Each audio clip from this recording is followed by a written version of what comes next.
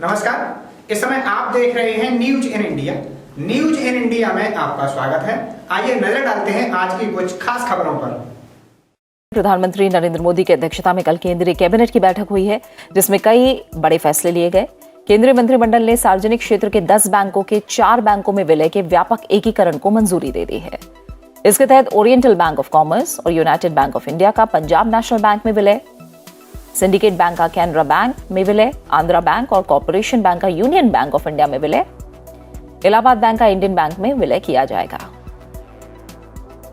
ये विलय 1 अप्रैल 2020 से प्रभावित होगा।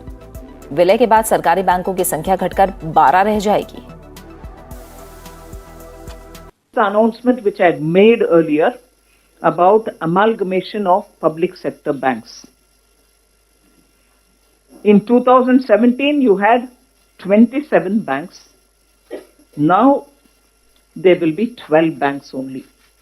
This announcement which we had made sometime in August 2019 involves amalgamating 10 banks into 4.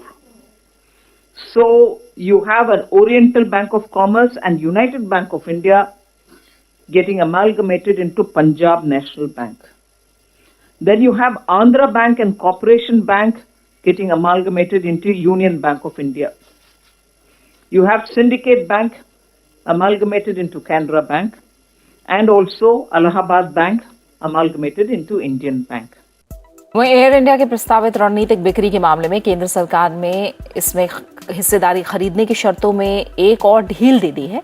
इसके तहत अब अनिवासी भारतीय भी 100% हिस्सेदारी खरीदने के लिए बोली लगा सकते हैं, जबकि पहले वो केवल 49% हिस्सेदारी के लिए ही बोली लगा सकते थे। एयर इंडिया को खरीदने के लिए 17 मार्च तक बोली आमंत्रित की गई है। प्रकाश जावड़ेकर ने एफडीआई के मोर्चे पर भारत की बड़ी उपलब्धि की चर्चा करते हुए कहा कि जो काम पिछले 14 साल में नहीं हुआ वो 5 साल में हो गया। केंद्रीय मंत्रिमंडल ने कंपनी अधिनियम 2013 में संशोधन के लिए कंपनी संशोधन विधेयक 2019 को भी मंजूरी दी।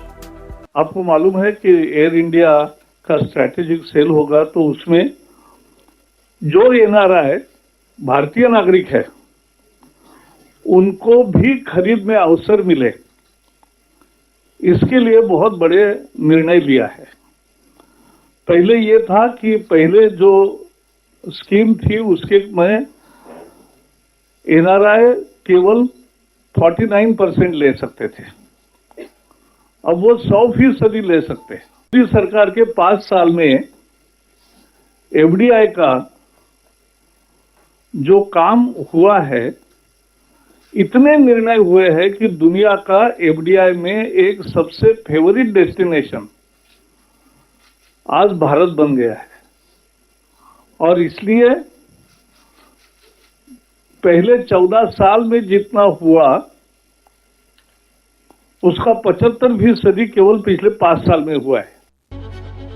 रास्ते तो हर मोड़ पर बदल जाते हैं, पर दिशाएं कभी नहीं बदलती, जैसे कि हम और हमारा साथ।